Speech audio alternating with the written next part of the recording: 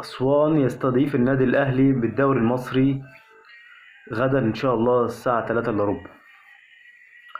طبعا النادي الأهلي هيقابل أسوان بكرة إن شاء الله في الدوري العام بعد الهزيمة من ثلاث مباريات متتالية من ريال مدريد وفلامينجو والهلال السوداني في دوري أبطال أفريقيا الهزيمة الأخيرة.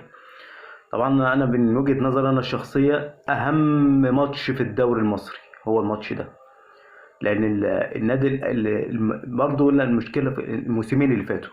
افضل الواحد يقرر الموسمين اللي فاتوا، لان الموسمين اللي فاتوا دول عملوا شرخ بالنسبه للجمهور الاهلي يعني. بس اللي ما يعترفش بكده يبقى ما هو حر يعني. الموسمين اللي فاتوا الاهلي لما فقد نقط لما رجع من كاس العالم للانديه مع بطوله افريقيا ومع الماتش اللي لعبها متلاحقه في الدوري المصري والمؤجلاته،